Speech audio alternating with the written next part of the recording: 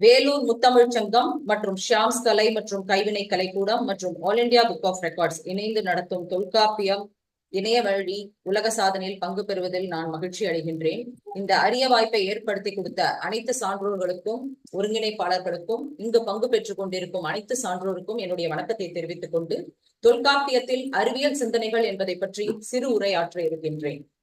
தொல்காப்பியம் இலக்கண நூல் என்பது உலக தமிழர்கள் அனைவரும் அறிந்ததுதான். ஆனால் இலக்கணம் என்பதையும் தாண்டி வாழ்வியல், அறிவியல் போன்ற பல சமூக விதிகளை தொட்டிருக்கிறது தொல்காப்பியம் என்பது ஆச்சரியமான உண்மை. தமிழன் 3000 ஆண்டுகளுக்கு முன்பே எப்படி அறிவியல் சிந்தனையோடு வாழ்ந்தான் என்பதை பல்வேறு ஆதாரங்களுடன் தொல்காப்பியத்திலிருந்து நாம் காண இருக்கின்றோம். தாவரங்களுக்கு உயிர் உண்டு என்பதை கண்டறிந்தது சென்ற நூற்றாண்டில்தான். அதற்கு முன்பு வரை தாவரங்கள் உயிரற்றவை என்றே நினைத்துக் கொண்டிருந்தனர். ஆனால் என்ன விந்தை என்றால், ஏறத்தாழ 3000 ஆண்டுகளுக்கு முன்னரே எழுதப்பட்ட தொல்காப்பியத்தில் மரம் என்பது உயிருள்ள ஒரு பொருள், அதற்கு தொடு உணர்ச்சி இருக்கிறது என்பதை தீர்க்க தரிசனமாக எழுதியிருக்கிறார் தொல்காப்பியர். ஜெகதீஷ் சந்திர போஸ் கண்டுபிடிப்புக்கு பின்னரே தாவரங்களுக்கு உயிர் உண்டு என்று இந்த உலகமானது ஏற்றுக்கொண்டது. ஆனால் இந்த கண்டுபிடிப்பை 3000 ஆண்டுகளுக்கு முன்பே தொல்காப்பியர் கண்டுபிடித்து விட்டார் என்பது மிகவும் ஆச்சரியமான விஷயம். பரிணாம கோட்பாடு. சார்லஸ் டார்வின் அவர்களின் உயிரினங்கள் தோற்றம் பற்றியதுதான் பரிணாம கோட்பாடு. அதாவது இந்த உலகில் ஒவ்வொரு உயிரினமும் எவ்வாறு தோன்றியது, ஒரு உயிரினத்திலிருந்து இன்னொரு உயிர் எவ்வாறு பரிணாமம் அடைந்தது என்பது பற்றியது. அதைதான் நாம் பிக் பேங் தியரி, அதாவது தியரி ஆஃப் எவல்யூஷன் என்று இன்று பிரபலமாக ஏற்றுக்கொண்டிருக்கின்றோம். ஆனால் 3000 ஆண்டுகளுக்கு முன்னரே தொல்காப்பியத்தில் இது கூறப்பட்டுள்ளது. எவ்வாறென்றால், புல் பூண்டில் தொடங்கி அடுத்ததாக நீர்வாழ் உயிரினங்கள், அடுத்தது ஊர்வன, பரப்பன என்று அருமையாக இந்த உயிரின கோட்பாட்டை வகுத்து கொடுத்துள்ளார் தொல்காப்பியர். இது எல்லாம் 3000 ஆண்டுகளுக்கு முன்பே வாழ்ந்த தொல்காப்பியருக்கு எப்படி தெரிந்தது? அவர் தன்னுடைய பல்வேறு நூற்பாக்களில் என்மனார் புலவர் என்று குறிப்பிடுகின்றார். அதாவது 3000 ஆண்டுகளுக்கு முன்பே தமிழன் இதை அறிந்திருக்கிறான், அதைத்தான் என் நூற்பாவில் நான் கூறுகிறேன் என்று கூறுகின்றார். அவர் கூற்றுப்படி பார்த்தால் தமிழன் சிறந்த அறிவியல் அறிவோடு விளங்கி இருக்கிறான் என்பது நாம் புரிந்து கொள்ள முடிகிறது. தொல்காப்பியத்தில் உயிர் பாகுபாடு.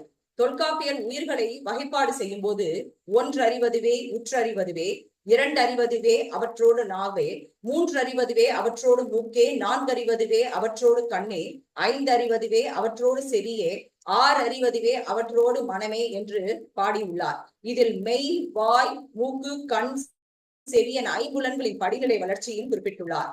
மேலும் இவ்வுயரிய சிந்தனையை தன் காலத்திற்கு முன்பே அறிந்திருக்கிறான் என்பதை நேரிதின் உணர்ந்தோர் நெறிப்படுத்தினரே என்று தன்னுடைய 1526வது குறட்பாவில் குறிப்பிடுகின்றார்.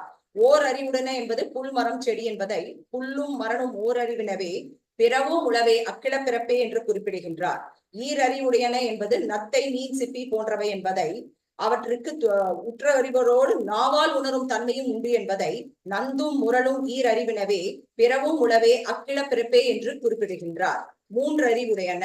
கரையான், எறும்பு போன்ற உயிரினங்கள் உற்றறிந்து சுவையறிந்து மூக்கால் நுகரும் தன்பும் உடையன என்பதை சிதலும் எறும்பும் மூவறிவினவே பிறவும் உளவே அக்கில பிறப்பே என்று தன்னுடைய 1529வது நூற்பாவில் குறிப்பிடுகின்றார். 4 அறிவுடையன.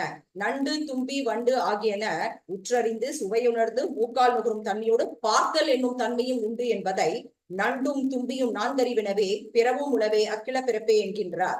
5 அறிவுடையன. விலங்கினங்கள் விலகின் இயல்புடையோடு பறவைகளும் செவி புலன் உள்ளது என்பதை மாவும் மாக்களும் 5 அறிவினவே பிறவும் உளவே அக்கில பிறப்பே என்று தன்னுடைய 1531வது நூற்பாவில் இயம்புகின்றார். 6 அறிவுடையன.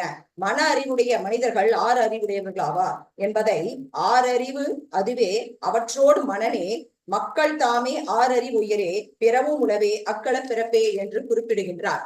இதில் என்ன விந்தையான விஷயம் என்றால், மனிதனுக்கு நிகரான 6 அறிவு உடையதாக இவர் யாரை கூறுகிறார் என்று பார்த்தால், அறிவியல் சிந்தனையோடு பார்த்தால் இவர் கூறுவது அக்கில பிறப்பே என்று குறிப்பிடுவது கிளி, யானை, குரங்கு போன்ற விலங்குகள் உருவ அமைப்பில் 5 அறிவு உடையதாக இருந்தாலும் அவை சிந்திக்கும் திறன் பெற்றால் 6 அறிவுடையன என்று கூறுகின்றார். டார்வின் பரிணாம கோட்பாட்டில் விலங்குகளுக்கும் மனிதனுக்கும் உள்ள சங்கிலி தொடர்பை உருவாக்கிய ஒரே மிருகம் குரங்குதான். அதை 3000 ஆண்டுகளுக்கு முன்பே தொல்காப்பியர் குரங்கை சிந்திக்கும் திறன் கொண்ட 6 அறிவு உயிரினமாக குறிப்பிட்டிருப்பது பரிணாம வளர்ச்சி பற்றி எத்தனை அறிவு தமிழர்களுக்கு இருந்திருக்கிறது என்பதை நாம் அறிந்து கொள்ளலாம்.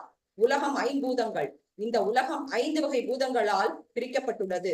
இதை இயற்கை அறிவு, வானறிவு பற்றி தெரிந்திருந்தால் நாம் பாகுபாடு செய்யலாம். ஆனால் தொல்காப்பியர் அதையும் விட்டு வைக்கவில்லை.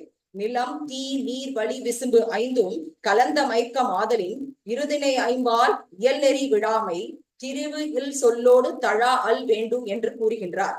வளி காற்று, விசும்பு வானம், உலகம் என்பது இந்த 5ம் கலந்தது என்கிறது இந்த நூற்பா. இது விஞ்ஞானத்தின் உச்சம் என்றே தோன்றுகின்றது. உலகில் மற்ற இடங்களில் மனித நாகரிகம் தழைக்கத் தொடங்கிய தருணத்தில் அறிவியலின் உச்சத்தில் வாழ்ந்தது தமிழினா. பெருமைப்பட்டுக் கொள்ள வேண்டும் நாம் தமிழர்களை பற்றி. இதை மட்டுமா தொல்காப்பியத்தில் கூறியிருக்கின்றார். காலப்பகுப்பு, ஒளிப்பிறப்பு, கணிதவியல், உளவியல், உயிரியல் என அறிவியல் நோக்கில் தொல்காப்பியத்துடன் சங்க இலக்கியங்களையும் விளக்கியுள்ளார் தொல்காப்பியர். இனி வரும் காலங்களில் இந்த நூலை அடிப்படையாக கொண்டு ஏராளமான ஆய்வு நூல்கள் எழுதப்பட உதவும் இந்த நூல் என்பதில் ஐயமில்லை.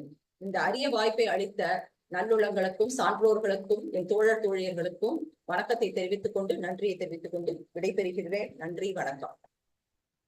நன்றிகள் அம்மா. மிக அழுத்தமான ஆணித்தரமான உரை, அற்புதமான உரை.